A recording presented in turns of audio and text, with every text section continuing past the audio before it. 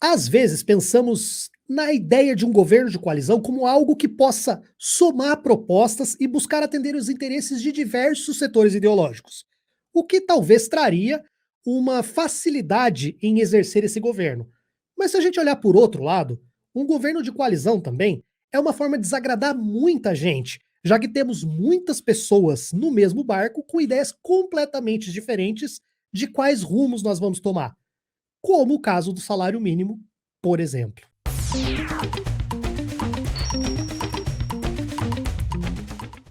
Nós temos aí agora o Lula tomando decisões políticas, o que se espera dele, e dentro de um governo de coalizão vão surgir pessoas que vão discordar. Nós temos o Lula fazendo vários discursos que mostram uma insatisfação com a taxa de juros e como o mercado se comporta. Aí você vai ter pessoas dentro desse governo de coalizão que vão se sentir incomodadas ou que vão correr, tentar abafar os panos e tal. Dessa vez, nós estamos com uma situação um pouco diferente. A decisão sobre o valor do salário mínimo acabou desagradando a CUT, que é uma histórica parceira e que está de mãos dadas com o Partido dos Trabalhadores. Lula confirma o salário mínimo de 1.320 a partir de maio e aumentou a isenção do imposto de renda para R$ 1.640. Foi um aumento só de R$ 18. Muita gente está criticando isso e aí a gente não sabe até que ponto ele poderia ir além ou não nesse aumento. Mas segundo a matéria da Folha de São Paulo, a CUT criticou o salário mínimo anunciado por Lula e diz que os trabalhadores estão sendo lesados. O presidente da central sindical diz que não foi ouvido e que o valor deveria ser 1.382 e não 1.320.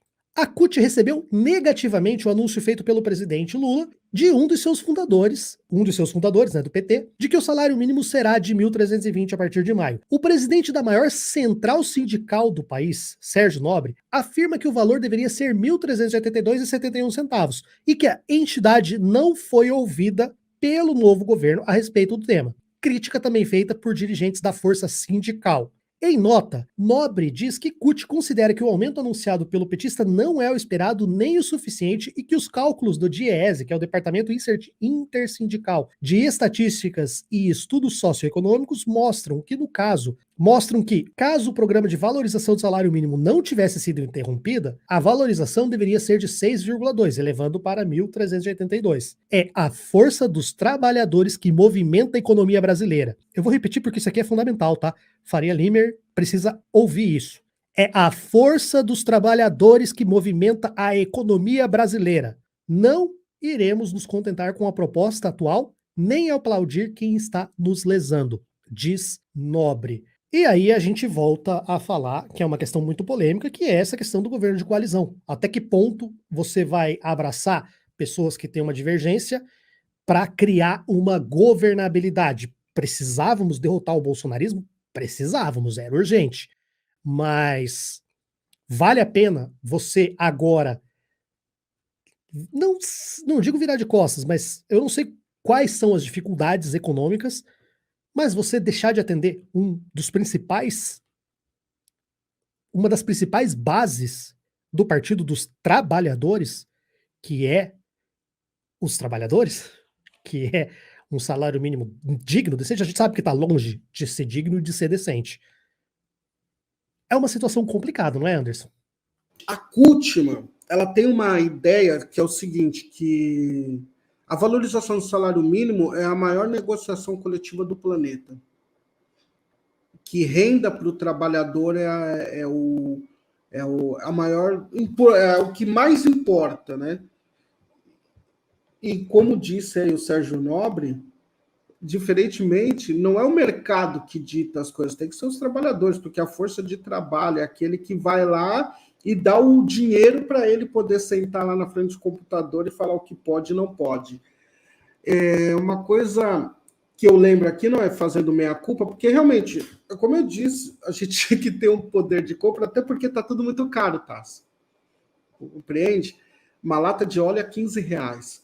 Por isso que eu falo, a gente precisa que muitas pessoas saiam do ar-condicionado e vão para as ruas. né? Vão no supermercado, na padaria, não mandar a secretária, como chama hoje, né? Hoje virou a secretária, e chama pelo nome aquela pessoa que continua a fazer os mesmos trabalhos de empregado e empregada, mas enfim. Colaborador?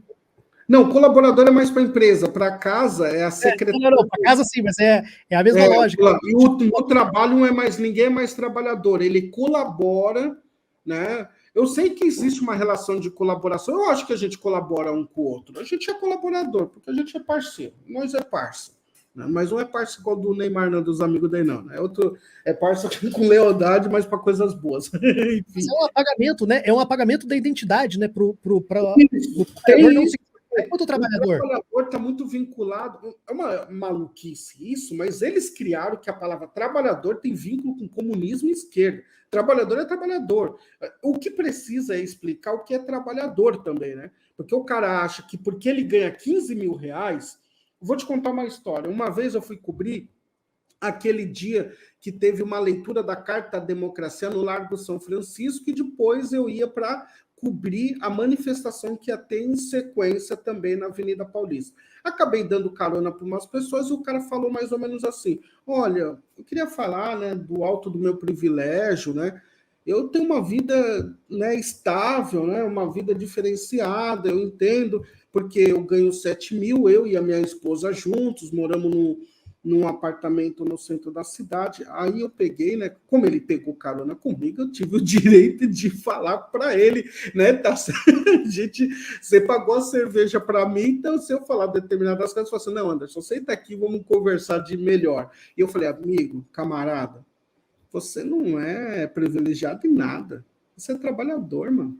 Somando o seu salário com a sua esposa, você vive num apartamento alugado no centro e você acha que você é privilegiado. Você sabe realmente quem é privilegiado no país e no planeta? Você sabe quanto ganha? As pessoas que são privilegiadas financeiramente, você não sabe nem o nome delas.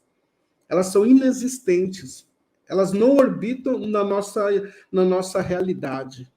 Então precisam que as pessoas, não é só de direita não, viu, Tasso? De esquerda também, muitos entendam que não é porque ele ganha ali o salário de 5 mil reais, 6 mil reais, que ele não é trabalhador, mano. Ele não tem o luxo de poder parar de trabalhar e viver como se fosse o Marajá da época do Collor, né? Não. Então, a luta pela dignidade do salário mínimo com qualidade, isso tem que existir. E eu só quero fazer só um adendo ao Lula. Uma coisa que eu ponho na conta dele, que é muito legal isso, que eu estava presente quando ele foi no bairro da Liberdade, ele sempre vai ali naqueles espaços ali, na época de eleição. Ele falou que quando teve a assinatura das 87, acho, entidades que assinaram apoiando a candidatura dele, ele falou: continuem cobrando. O que a CUT está fazendo é cobrar. É isso. E não podemos parar. Por mais que votamos e contribuímos para que tivesse esse governo, a gente vai cobrar. Quando você trouxe aqui o corte do Rui Costa, quando a gente vai falar aqui de outros temas, a gente quer cobrança porque a gente precisa de um país melhor, gente. No final das contas, é só isso. A gente precisa de paz, amor, o churrasquinho, como o Lula prometeu, e carnaval. Mas tudo dentro da sua equação, com qualidade de vida. E que os povos não sejam mortos pela polícia, que não precisa. Tudo isso faz parte desse arcabouço de sociedade humanizada que a gente vem defendendo todo dia aqui. E para fazer tudo isso com esses R$18, tá longe ainda, né? Vamos. Não, lógico. Como diz o Rogerinho lá, eu dou razão, tô dando razão para a CUT, tá? Tô dando razão para a CUT. A CUT tá certa. R$18, né? Você vai uma cervejinha, já pensou? Não dá, né? Não dá.